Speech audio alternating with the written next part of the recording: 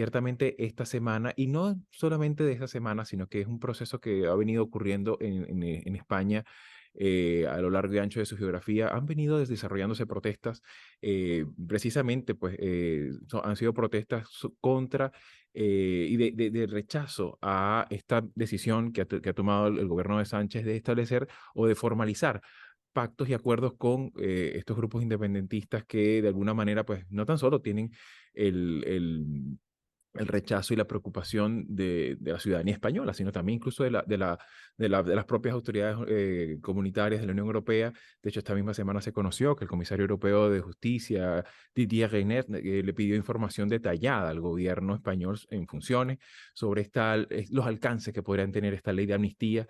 Porque claro, evidentemente, no tan solo que España tiene ahorita mismo un rol importante en la Unión Europea en esta presidencia pro tempore, sino también hay que comprender un poco el impacto que pueda tener para otros procesos separatistas que hay en otros espacios de Europa, ¿no? Entonces, en ese sentido, me gustaría un poco tu valoración, Manolo, sobre todo porque, bueno, ciertamente incluso se han escuchado voces de repulsa dentro del propio Partido Socialista, dentro incluso de figuras importantes de la historia del Partido Socialista. Recordemos que es un partido histórico y que ciertamente pues dan cuenta de estas movilizaciones que se han producido en buena parte en Toledo, Tarragona, Sevilla, Jerez, Jaén, en Salamanca, incluso en Pamplona. Y en ese sentido me gustaría un poco, o sea, que no se concentra nada más en la sede de Ferraz en Madrid, sino que es una protesta generalizada. Y en ese sentido me gustaría un poco tu apreciación general, Manolo. ¿Cómo ves esto y en cierta forma qué tanto pudiera estar impactándose en la forma no tan solo de lograr una investidura, sino después cómo se gestiona un gobierno, cómo administra un gobierno con en este contexto, ¿no? Fíjate que yo creo que lo más sencillo de contestar a esta situación compleja que has descrito muy bien es esto último. Yo creo que una vez que Pedro Sánchez supuestamente y con muy gran probabilidad se ha investido presidente justo en 5 o 6 días, uh, las aguas van a volver a su cauce y el gobierno, salvo algo que ocurra inesperado por aspectos coyunturales, etcétera, va a tener una andadura razonablemente estable, como el que tuvo el anterior gobierno de Pedro Sánchez. O sea, yo creo que precisamente eh, el kit de la cuestión está en lograr lo que parece que era un milagro, que es tener, recordemos que la mayoría absoluta son 176, pues es tener, como parece ser que ahora mismo tiene Pedro Sánchez, 179 votos, ¿no? El viernes a última hora se cerró un acuerdo con Coalición Canaria, por ejemplo, ¿no? Que sería uno de los socios que posiblemente pudiera ser también más crítico o más proclive a aliarse con el Partido Popular. O sea, es decir, la política española, y esto sé que es muy arriesgado, pero me atrevo a decirlo, va a entrar en un escenario de cierta estabilidad y sobre todo de predictibilidad de sus políticas, ¿no? Claro, la gran pregunta es ¿a qué coste? El coste es un coste pues, del desgaste que estamos viviendo estos días, ¿no? Con estas manifestaciones, con estas protestas, que muy legítimamente la oposición está reaccionando, ¿no? En algo que es muy sensible, ¿no? Como es el tema de la identidad, ¿no? La identidad nacional, que se es español, se es catalán, pero más español que catalán, más catalán que español, etcétera, ¿no? Y este es un asunto que, como ya hemos hablado en otros programas, es un asunto viejo en el caso español. Es una de las cosas con la que la política española tiene que conllevarlo. Y esa es una de las realidades, ¿no? Estamos en un sistema parlamentario, como hemos repetido aquí también muchas veces, que lo que cuenta es el número de votos que tenga el presidente del gobierno. Y en política, la política es la gestión del conflicto.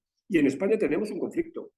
Ese conflicto puede estar más o menos a veces suavizado por grandes pactos, en este caso el pacto constitucional, pero en otros ese conflicto se quiebra por intereses de unos o de otros, ¿eh? No siempre los intereses son en la misma dirección. En ocasiones el Partido Popular ha necesitado subrayar el españolismo, ¿no? Y entonces pues eso ha traído como consecuencia y como una reacción que en Cataluña pues se haya enfatizado el nacionalismo catalán. Ya digo, puesto que nos movemos en el ámbito de las emociones y lo identitario es una de las emociones más importantes que tiene el ser humano, esta es una moneda de cambio. Yo, fíjate, contrariamente a lo que podría pensarse a lo mejor desde observadores externos, estoy más tranquilo. O sea, creo que no es tan grave lo que está pasando, ¿no? De momento, por lo pronto, no Claro, conocemos claro. tampoco el texto literal de la amnistía, ¿no? He leído cosas, los periódicos, cada uno tiene su posición, etcétera.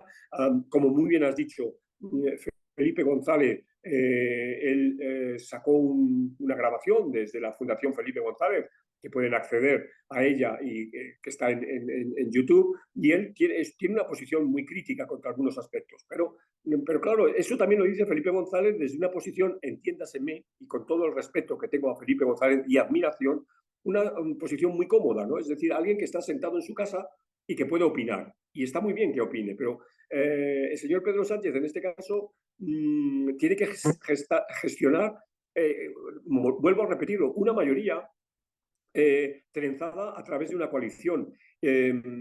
Porque además detrás de este pacto, en este caso con el radicalismo más independentista catalán, también hay un programa económico, también hay un programa social, también hay un programa que tiene que ver con sanidad pública o con educación, o que tiene que ver con pensiones, o que tiene que ver con competitividad, etcétera, etcétera. O sea que lo que pasa es que siempre nos fijamos en lo que nos llama más la atención. Y yo comprendo que esto genera bueno, la tensión que está generando en la calle, y que a muchas personas que ven el problema desde lejos lo ven con una preocupación que, ya digo, yo personalmente hoy estoy menos preocupado, hoy, fíjate lo que te voy a decir, que hace 6 años, es decir, que en el nefasto octubre-noviembre del año 17, ¿no? Ahí sí que estuvimos realmente en un escenario de una quiebra total de la democracia, del Estado de Derecho, etcétera, ¿no? Y no se nos Claro. fue, yo creo que de milagro, porque no hubo víctimas, no pasó nada, finalmente no pasó nada. Entonces, ya digo, yo creo que esto tenemos que plantearlo de manera mucho más madura, es los riesgos de una política que se enfrenta al conflicto. Y hay Claro. un conflicto. Negar que hay un conflicto es mirar a otro sitio.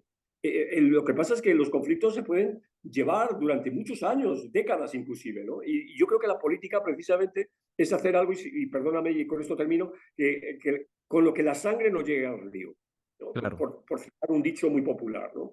Mientras la sangre no llegue al río, la política, yo creo que se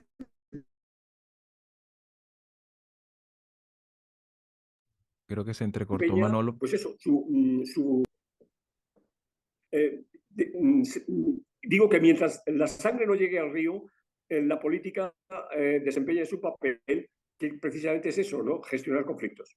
Claro, claro, no, claro, por supuesto. O sea, evidentemente, esta dinámica, pues, por supuesto, siempre hay como hay también ciertamente resortes institucionales, hay una cultura que permite cierto pluralismo y que, bueno, por supuesto, ese pluralismo también era bienvenido. Durante muchos años, pues, España tuvo una dinámica bipartidista casi que asfixiante y que ahora tiene nuevos referentes. Sin embargo, por supuesto, el tema también está en las formas, ¿no? En las formas como se desarrolla esto y que de alguna manera pues generan ciertas inquietudes, porque es innegable también el elemento también casi que extorsivo que utiliza muchas veces estos radicalismos, sobre todo el caso de Junts per Catalunya.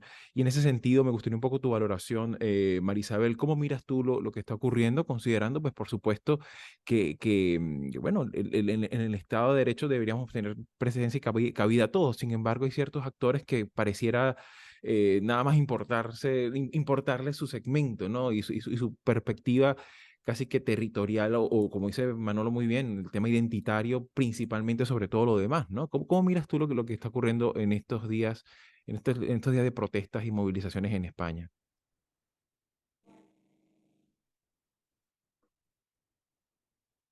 Tienes silenciado el micrófono, Marisabel.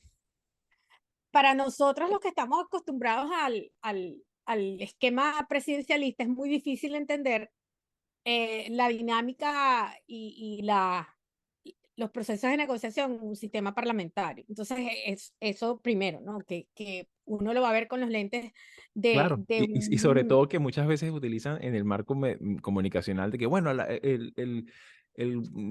lectura de las elecciones anteriores pues fue muy clara, el mensaje fue muy claro y pareciera que no es tan claro porque quien tiene la mayor cantidad de votos pues precisamente no es ahorita que está armando gobierno, ¿no? Entonces, claro, eso es una de las cosas que saltan a la primera, ¿no? porque es un sistema parlamentario y además un sistema parlamentario en un país con una monarquía que además tiene identidades culturales múltiples. Ese sí es un multiculturalismo, no solamente desde el punto de vista, digamos, hablando histórico, ¿no? Sino las realidades de España son eh, importantes entenderlas en ese contexto de un sistema muy complejo. Yo recuerdo en clase cuando hablábamos de teoría del Estado, yo tenía alumnos que me preguntaban por la monarquía española, pero ¿cómo es posible que eso todavía existe? Bueno, eso es una herencia cultural. Y una vez tuve un alumno que estaba muy contrariado por eso y yo le decía, nosotros no podemos estarle regulando los sistemas políticos a una sociedad como la española. Estamos hablando de una tradición y a mí me parece que en nuestro análisis muchas veces nosotros pecamos de nuestro etnocentrismo a veces nos lleva a pensar, y coincido con Manolo, que uno lo ve como una catástrofe, eh, pero yo diría que haciendo de abogado del diablo, no es que sea una catástrofe, pero sí es una señal de que el pragmatismo político se impone en las democracias, no necesariamente para preservar a la democracia, sino a pesar de que las democracias tienen debilidades estructurales, hay que negociar, hay que transar y a veces hay que transar con el enemigo para lo que dice Manolo, evitar que la sangre llegue al río.